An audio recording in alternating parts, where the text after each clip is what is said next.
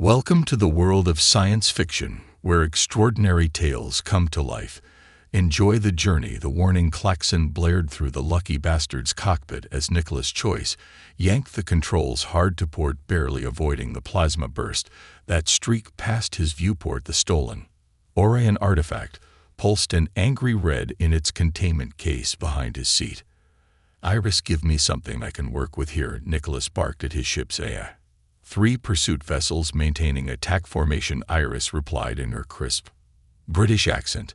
"And might I add, this situation perfectly validates my earlier concerns about dealing with the Orion Syndicate." Nicholas rolled his eyes as he executed another evasive maneuver, less lecturing, more helping. The ship shuddered as another shot grazed their shields. The pursuing vessels were Topov, the line Syndicate hunters, sleek and deadly. They had been chasing him for the past hour through this backwater sector of space, detecting unusual gravitational readings ahead. Iris announced, "Recommend immediate course correction. No time for caution." Nicholas pushed the throttle forward. Sometimes you have to gamble. To the rest of his words died in his throat as space itself seemed to twist before him. The stars elongated into impossible shapes, and a massive gravitational force seized the lucky bastard like a giant hand. "Fascinating," Iris commented. "We appear to be caught in an artificial gravity well of unknown origin. Quite sophisticated technology, actually." Iris right, attempting emergency protocols. The ship's engine screamed in protest as Nicholas fought against the pool. Warning lights flooded the cockpit red behind them. The pursuing ships had broken off, unwilling to risk the anomaly's effect. "At least we lost them," Nicholas muttered through gritted teeth. "Yes. Congratulations on exchanging certain death for probable death. A marked improvement." The gravitational force increased, and Nicholas watched helplessly as his instruments went haywire through the warped space ahead. He caught glimpses of something impossible, a planet that seemed to glow with its own inner light, its surface a maze of gleaming towers and floating structures. "Iris, are you seeing this?" "Indeed, though I suspect we won't be admiring the view for long. Impact with atmosphere in 30 seconds. Nicholas's hands flew over the controls, trying to stabilize their descent as the ship began to heat up. "Can you get any readings on that planet?" "Scanning. Breathable atmosphere, advanced technology signatures, and how peculiar. I'm detecting what appears to be a massive broadcasting network. The entire planet seems to be generating and transmitting entertainment content." "Entertainment content? What does that?" Even the ship bucked violently as they hit the upper atmosphere. Nicholas fought to maintain control as they plummeted toward the surface. The lucky bastard's hull screaming in protest. "Might want to focus on landing," Iris suggested helpfully, "unless you'd prefer to make our grand entrance as a smoking crater.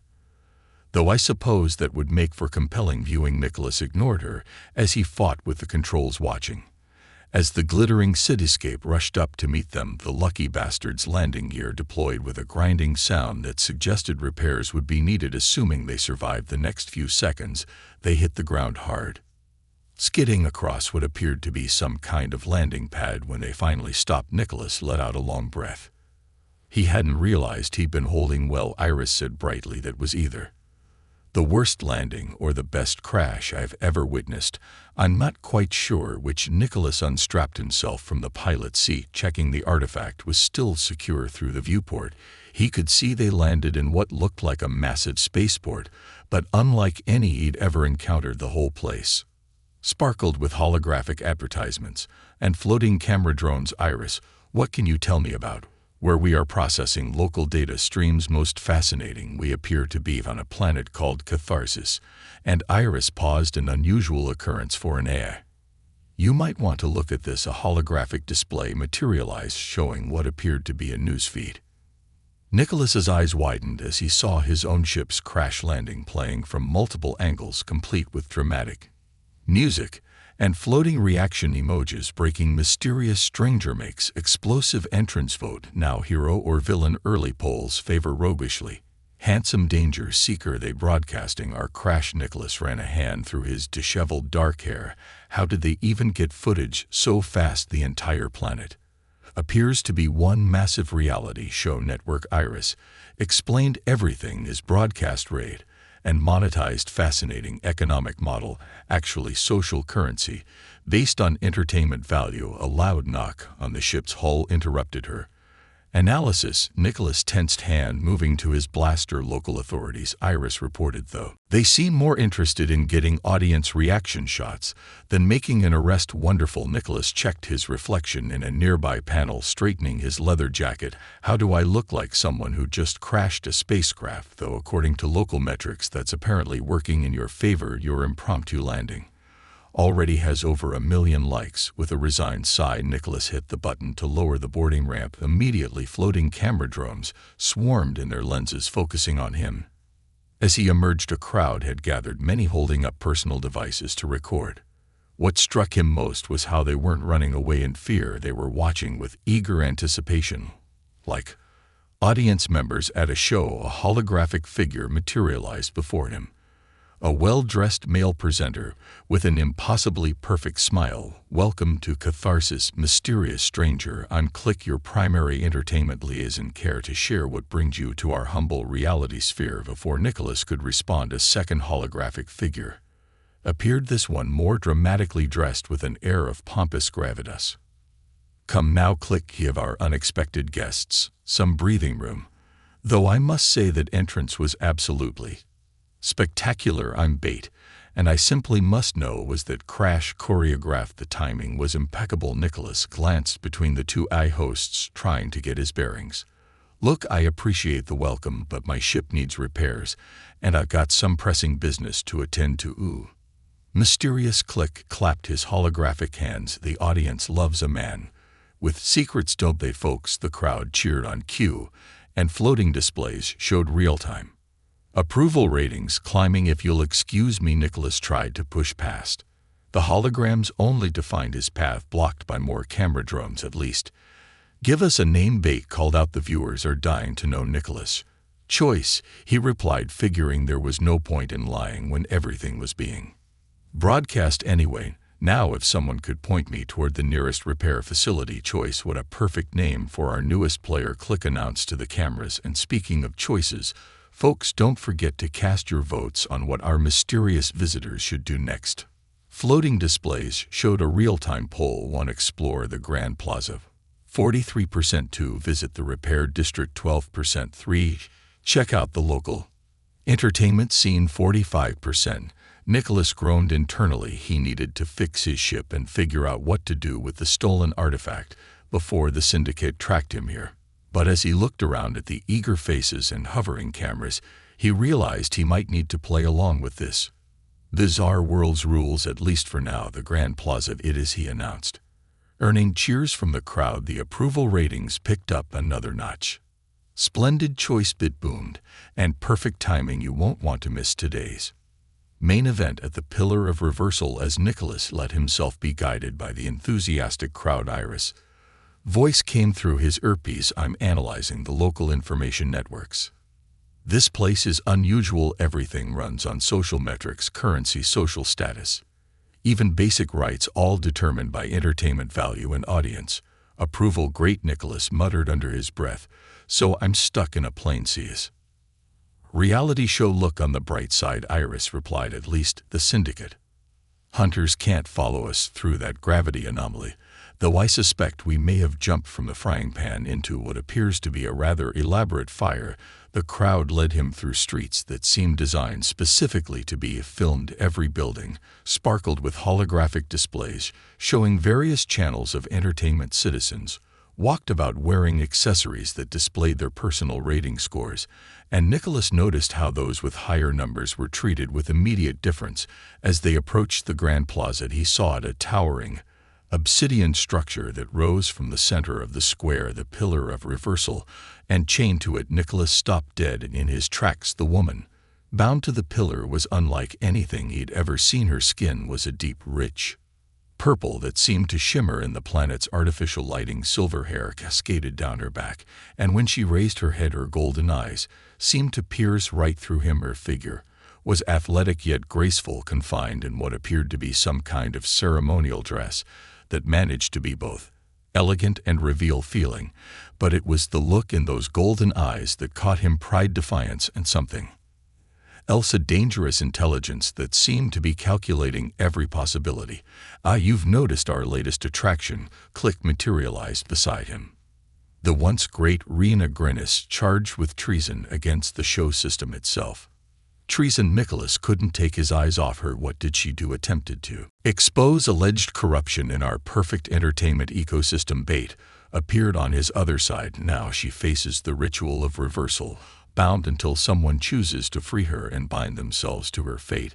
Instead, the crowd around them had grown larger, people hurling metallic tokens at the pillar, the sharp clinks echoing through the plaza. As they struck the cold surface, it should have felt brutal, a display of public scorn, but something about the scene felt off. The cruelty itself had the hollow sheen of performance orchestrated more for spectacle than justice. "This is a farce." The woman Rena spoke for the first time. Her voice was rich and melodious, with an accent Nicholas couldn't place. "Your precious shows are built on lies, and you all know it." The crowd's laughter grew louder, more forced. Nicholas watched as their personal rating displays ticked up with each throw, each performative gesture of mockery. "Iris," he whispered, "what happens if someone frees her?" Analyzing local laws. "Oh my, according to tradition, breaking her bonds would bind you to her. Through an unbreakable oath you become her new master, but also responsible for her crimes, and it appears you both be required to participate in something called show, battle, save, and own some kind of gladiatorial entertainment program." Nicholas looked at the proud woman chained to the pillar, then at the laughing crowd, then at his broken ship. In the distance he thought about the stolen artifact, the syndicate hunters who would eventually find a way here, and all the sensible reasons to walk away. Then Rena's golden eyes met his again, and he saw something in them, a challenge, a dare, a promise of either salvation or destruction. "Well," he said quietly, reaching for his plasma cutter, "I never was very good at sensible decisions."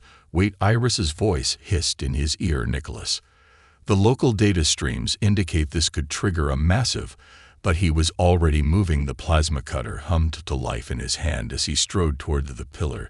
The crowd fell silent, their laughter dying as they realized what was about to happen. Even the ever-present camera drone seemed to pause in anticipation.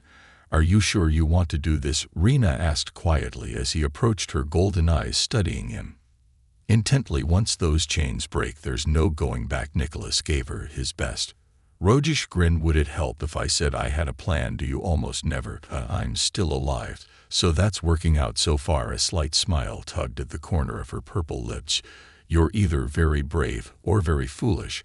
I find life more interesting when you're both." He raised the plasma cutter. "Ready?" Wait, her voice dropped even lower. "You should know they're not just chains, they're quantum locked. Breaking them will create a temporal bond that less explaining, more escaping." Nicholas activated the cutter. "I've got a feeling we're about to have bigger problems." Anyway, the plasma beam sliced through the first chain with a shower of sparks.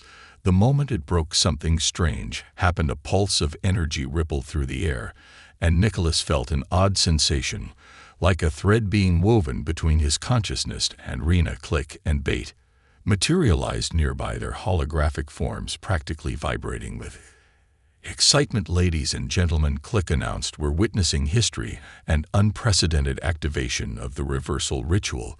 The ratings are through the roof."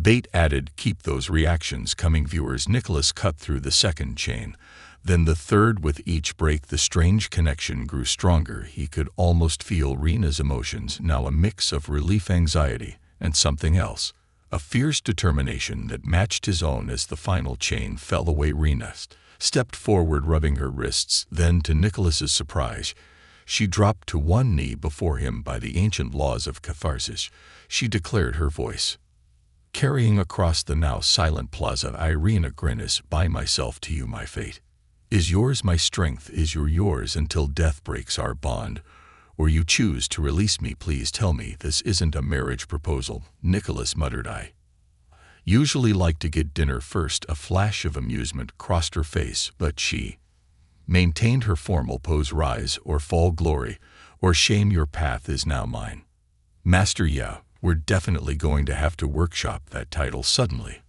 Alarms began blaring throughout the plaza. The crowd's shocked silence erupted into excited chatter as massive screens materialized in the air around them. Alert, alert, the screens flashed red. Emergency protocol activated. Unauthorized reversal ritual detected. Initiating show battle protocols. Iris Nicholas called out. Any insights would be helpful right about now. Processing. Oh dear, it appears you've just volunteered yourself for their premier gladiatorial entertainment program, and the current champions are not pleased. As if on cue, two figures materialized on the main stage of the plaza, a man and woman in elaborate combat gear. The man, Siran, was tall and imposing with cybernetic enhancements gleaming along his arms. His partner, Dariel, moved with the fluid grace of a predator, her augment eyes scanning the crowd. So Zaren's amplified voice boomed across the plaza.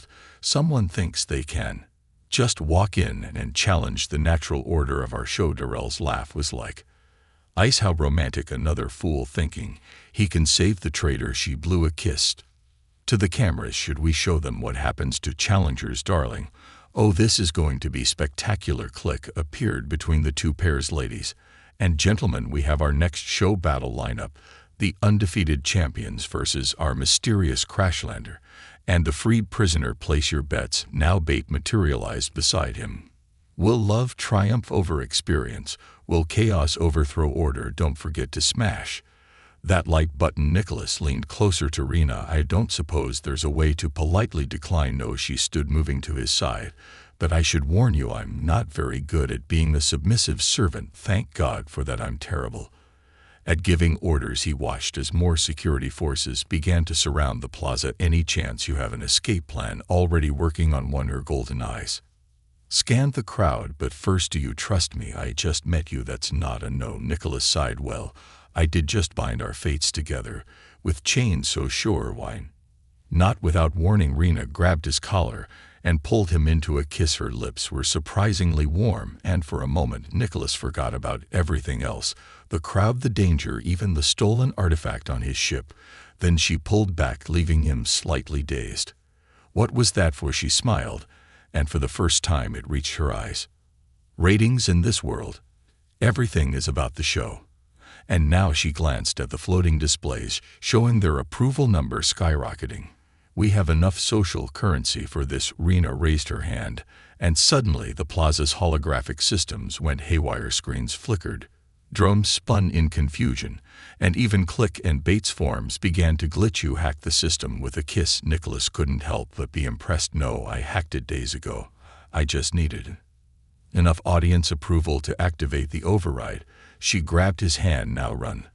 They sprinted through the chaos as security forces tried to restore order behind them. Nicholas could hear Zarin and Daryl shouting orders, but the malfunctioning systems were causing too much confusion for an organized pursuit. The ship, Rena asked as they ran, damaged in the crash. We won't get far. We don't need to. She pulled him down a side street. I have a better idea, but you're probably not going to like it. Story of my life. Nicholas glanced back at the pursuing forces. I'm open to suggestions. Rena led them to what looked like a maintenance entrance. She placed her hand on the scanner, and the door slid open. Welcome to the backstage of Catharsis, she said as they entered, where all the real shows are run. As the door closed behind them, Nicholas could still hear Click and Bait's voices echoing through the city. Ladies and gentlemen, this season of Show Battle is already breaking all previous records. Don't touch that dial. The real entertainment is just beginning. Well, Nicholas said as they caught their breath in the dimly lit corridor, I came here looking for a place to lay low. Instead, I've managed to become the star of an interplanetary gladiator show and get quantum married to a beautiful rebel. Technically, it's not marriage, it's more like cosmic indentures. Servitude. That doesn't sound better. Rena's expression turned serious. You didn't have to free me. Why did you? Nicholas thought about it. Let's just say I have a problem with people being chained up for telling the truth. He gave her a sidelong look. It was the truth, wasn't it? About the corruption. Yes, this whole world is built on lies. The shows, the battles, the ratings, it's all controlled by the council. They're using entertainment to keep people docile, distracted. And now we're stuck in their biggest show. Yes, she smiled, and there was something dangerous in it, But that also means we have the biggest audience, and I plan to use it. Nicholas thought about the stolen artifact in his ship, about the syndicate hunters who would eventually find a way here, about all the complications this woman and this world were adding to his already complicated life. Then he thought about how boring it would be any other way. Well, then he said, returning her dangerous smile, let's give them a show they'll never forget. The underground tunnels beneath Karsus's glittering surface told a different story. Nicholas followed Rena through dim corridors where the walls weren't polished chrome but exposed concrete marked with desperate graffiti. No more shows and ratings equal sign death. Welcome to the real catharsis, Rena said, gesturing to a huddled group of people. They passed their rating displays showing single digits or zeros. They shrank away from Nicholas and Rena, eyes downcast. When your ratings drop too low, you become invisible, and on catharsis, invisibility is a death sentence. A child with hollow cheeks clutched a malfunctioning hollow screen, trying to catch glimpses of the shows above. Her mother quickly pulled her away when she noticed Nicholas watching. How did it get like this? Nicholas asked, thinking of the sparkling facades above. Slowly, insidiously, Rena's golden eyes darkened. First, it was just entertainment.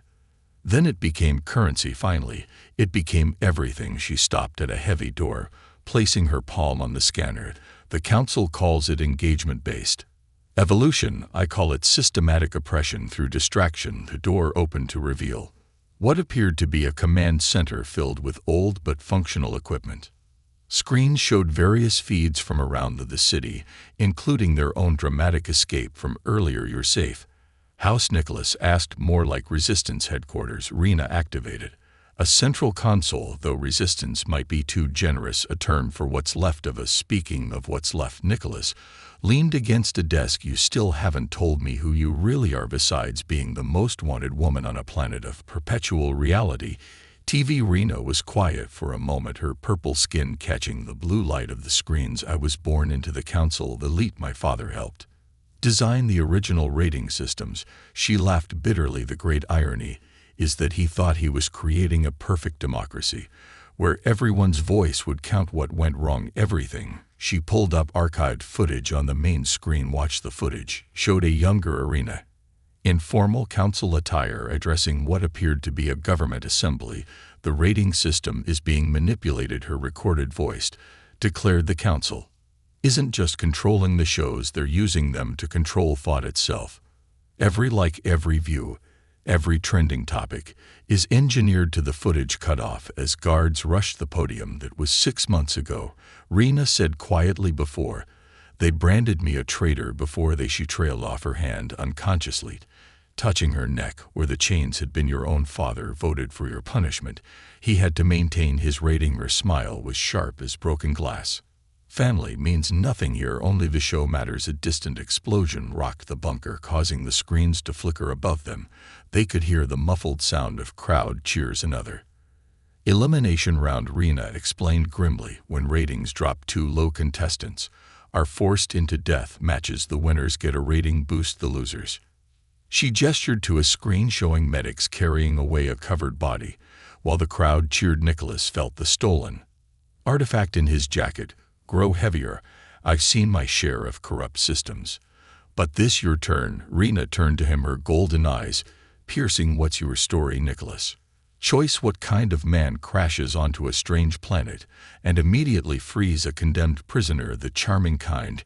She stepped closer and Nicholas became acutely aware of her presence, the subtle floral scent that seemed exotic yet familiar. The way her silver hair caught the light. Try again, she said softly.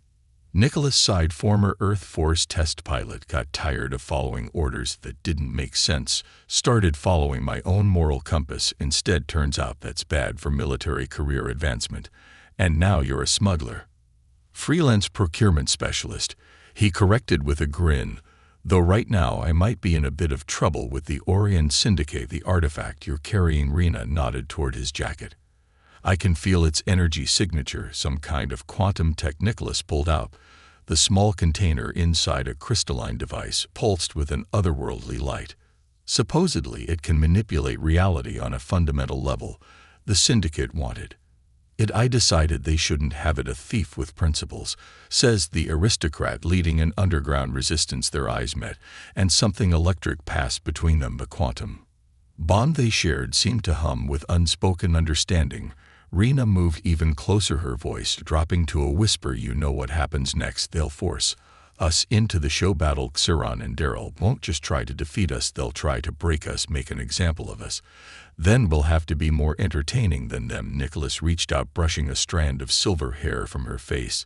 The simple touch sent to surge through their bond. It's not that simple. Rena's breath caught as his fingers lingered on her cheek. The games are rigged, the audience is manipulated. We'd need. She was cut off by another explosion, this one closer. Warning lights flash throughout the bunker. Attention citizens. Click's voice boomed through the city's announcement system. Our fugitive contestants have been located. Prepare for unprecedented special edition of show battle. Time's up, Nicholas said, but neither of them moved away. Nicholas, Rena's eyes searched his. Why did you really free me? Instead of answering, he kissed her. Unlike their first kiss in the plaza, this one wasn't for show. It was real, desperate, electric. Her lips were soft but demanding, and when she pressed against him, their bond exploded with shared sense. He could feel her desire, her fear, her determination, all mingling with his own emotions until he couldn't tell where he ended and she began. They broke apart, breathing heavily as the bunker shook with another impact. Well, Rena said, her voice husky, that should help our ratings. Wasn't thinking about ratings. Nicholas's hands were still on her waist, unwilling to let go. Liar, but she was smiling. You're learning how catharsis works. Everything is part of the show, even this. She kissed him again quickly before stepping back. But what we feel, that's ours. The main door burst open. Security forces poured in, led by Xiron and Daryl. Camera drones swarmed behind them. How touching. Daryl's voice dripped with false sweetness. The traitor and the outsider finding love in our humble show. Save the romance for the arena. Zoran growled, it's time for your debut performance. As they were surrounded, Nicholas felt Rena's hand slip into his. Through their bond, he sensed not fear, but a fierce joy. Whatever came next, they would face it together, ready to give them a show. He whispered, her answering smile was both beautiful and terrible. Let's bring down the house. The show battle arena was a massive amphitheater floating above the city. Holographic displays surrounded it on all sides, showing close-ups of the contestants, while Click in Bat's commentary echoed through the space. Ladies and gentlemen, Bat's voice boomed, the moment you've all been waiting for. Our rebel lovers versus our reigning champions. Click chimed in. Place your bets now. Nicholas and Rena stood on one platform, while Zoran and Daryl faced them from another. The arena between them was a shifting landscape of hard light constructs, platforms, obstacles, and dangers that could be reconfigured at any moment. First challenge bit announced the Dance of Dragons. A massive holographic dragon materialized, its digital scales gleaming. Music began to pulse through the arena. Remember, Rena whispered to Nicholas, it's not just about winning, it's about the show. He finished feeling her intentions through their bond. Then let's dance. The dragon attacked, but they moved as one. Their quantum connection let them anticipate each other's movements perfectly. When Nicholas dodged left, Rena was already spinning right, drawing the creature's attention. When she leaked, he was there to catch her, turning the evasion into an elegant lift that had the crowd gasping. Incredible synchronization. Click exclaimed, the ratings are soaring. Zoran and Daryl attacked from opposite sides, their movements equally coordinated, but lacking the natural flow that Nicholas and Rena had found. Where the champions' teamwork was clearly rehearsed, the connection between Nicholas and Rena was alive, evolving with each moment. Nicholas caught Rena's hand, spinning her away from Zon's energy blade. Through their bond, he felt her next move before she made it. She used his momentum to launch herself into a flip, her boot connecting with Daryl's jaw in a move that was both brutal and beautiful. Such chemistry bait gushed such passion. The dragon construct dove between them, its hard light form splitting the arena. Nicholas rolled under its tail while Rena vaulted over its head. Their movements perfectly mirrored. They met in the middle, bodies pressing close as they dodged another attack. Still think this is just a game? Nicholas asked, breathing hard. Rena's eyes sparkled with adrenaline. Everything's a game here, but this. She pulled him into a spin that avoided. Zons charged their bodies, moving in perfect harmony. This is real. The crowd was going wild. Rating displays showed unprecedented numbers as Nicholas and Rena continued their deadly dance, making even combat look like art. Then it happened just as they had. Zarin and Dorella cornered the holographic displays, flickered the rating counters. Froze. Technical difficulties, folks. Click announced, but his voice sounded strained. We're experiencing some unexpected interference. Nicholas felt it before he saw it. Rena's sudden spike of pain through their bond. Dariel had taken advantage of the distraction, her energy blades slicing across Rena's side. Nicholas tried to reach her, but Zarin's cybernetic arm caught him in a crushing grip. Some kind of paralytic field activated, freezing his muscles. Cut the feeds. A new voice commanded someone from the council booth above. This show is over. Rena struggled to her feet, blood staining her combat suit. Her golden eyes met Nicholas's as security forces moved in to separate them. The source, she gasped, fighting against the guards. Nicholas, find the source. It's closer than you. A stun blast cut her off, and she slumped in the guard's arms.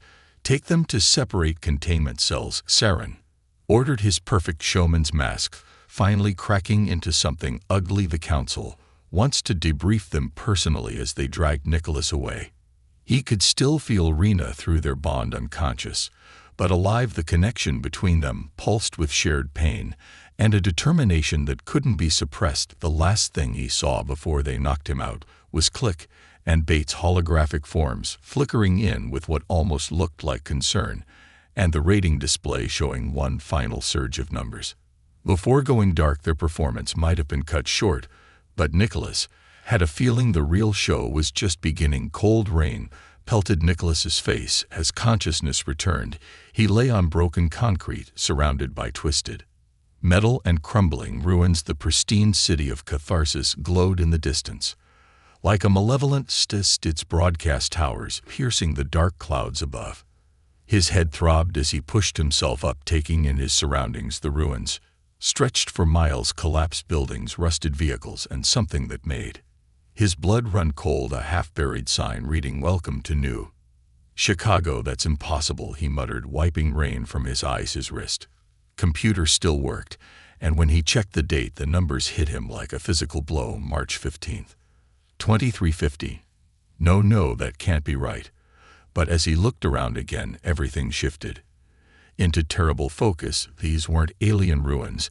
They were the remains of his world, centuries after he'd last seen it. Through their quantum bond, he felt Rena's presence, faint but alive. She was still in the city, her consciousness is brushing against his like a whisper. Find the source. And this. Nicholas stumbled through the ruins, his mind reeling. The gravity anomaly that had brought him here, had it somehow thrown him through time? A massive structure loomed ahead, half buried in the earth. As he got closer, he recognized it as a broadcast facility, but the technology was like nothing he'd seen before, or rather nothing he'd seen in his time. Massive arrays of quantum processors hummed with barely contained energy, feeding into transmission towers that stretched toward the clouds.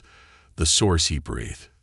This was what kept Catharsis' endless show running. This was what kept the population docile and distracted.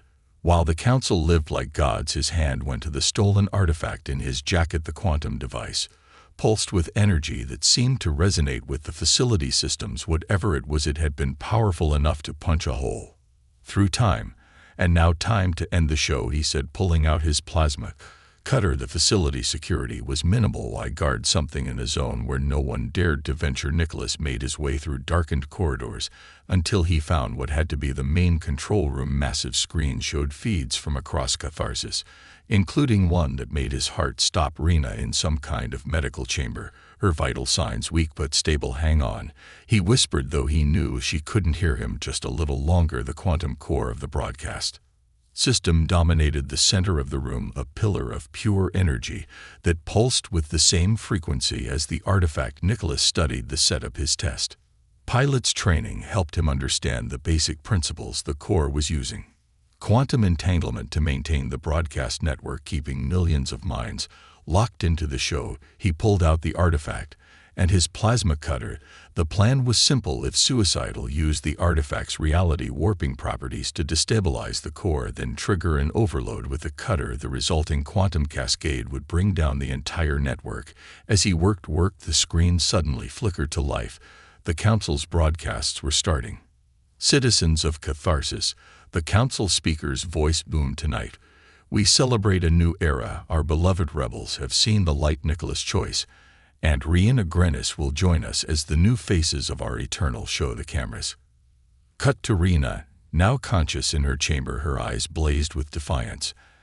As she shouted, "It's all a lie. This isn't entertainment, it's control. They've turned our own planet into a prison." Of the feed cut off, Nicholas worked faster, his hand steady. Despite the urgency through their bond, he could feel Rihanna's determination, her trust in him. She was buying him time. He placed the artifact against the core and activated his plasma cutter. Energy began to build, the quantum frequencies clashing and amplifying each other. Alarms blared on the screens. Chaos erupted across the city as the broadcast network began to fail. The perfect illusion of catharsis was cracking. Morning critical quantum cascade imminent. An automated voice announced, "Evacuate immediately." Nicholas backed away from the destabilizing core, but didn't run. He watched as reality itself seemed to bend around the conflicting energies. The artifact's glow became blinding. "Here's your final," he said, and threw his activated plasma cutter directly into the maelstrom. The explosion threw him back against the wall. Through the screens he saw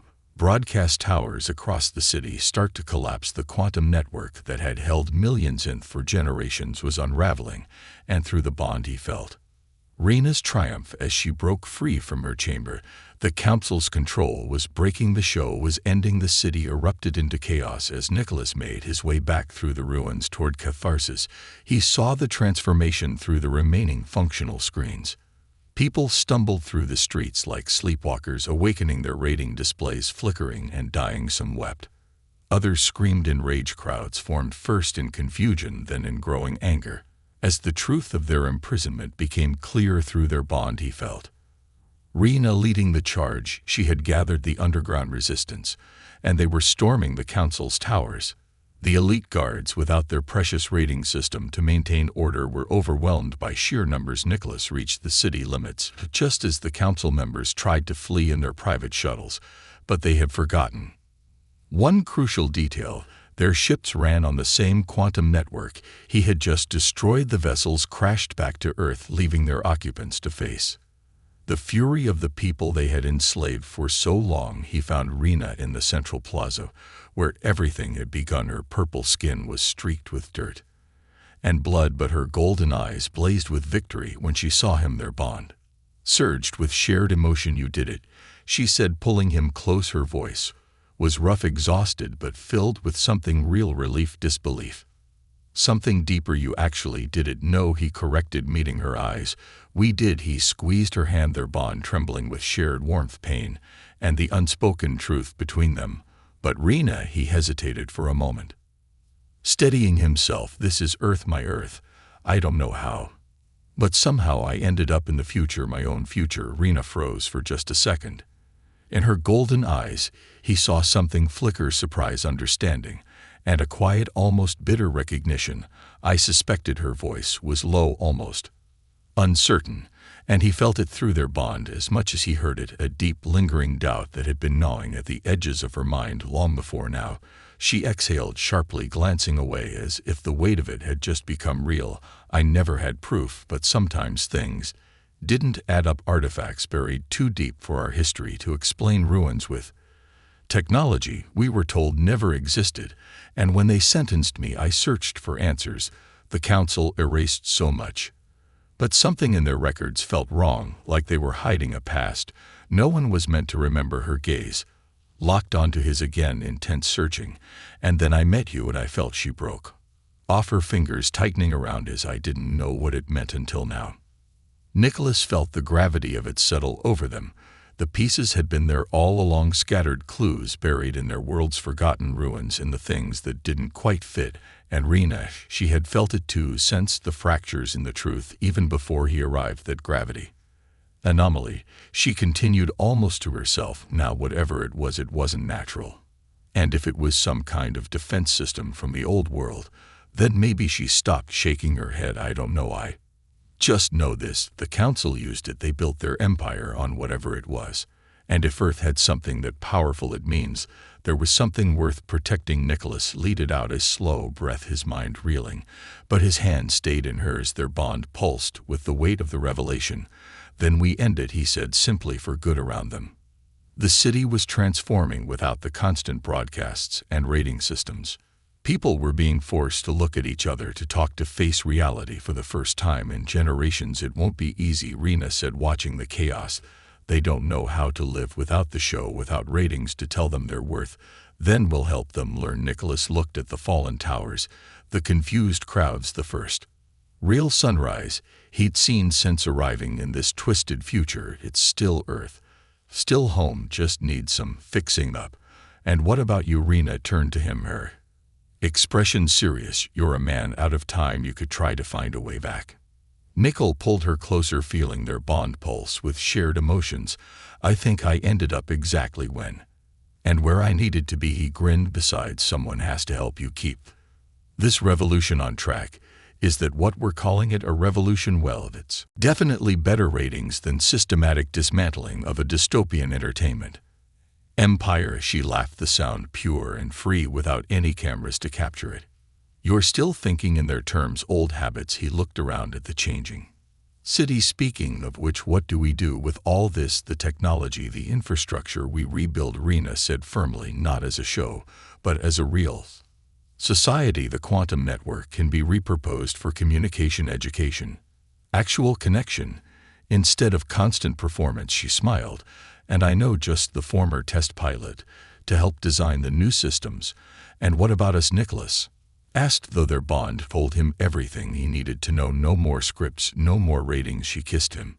And for the first time, there wasn't a single camera watching, just us making it up as we go along. 6 months later, catharsis was becoming something new. The broadcast towers had been converted into schools and community centers. The endless stages and arenas were transformed into markets and meeting places. People were learning to live without constant validation, to find worth in real connections rather than viewer counts. Nicholas and Rena got married in the old plaza, right where he had first freed her. No cameras, no ratings, just friends and family, both old and knew. The quantum bond between them had only grown stronger, a reminder that some connections transcend time and space.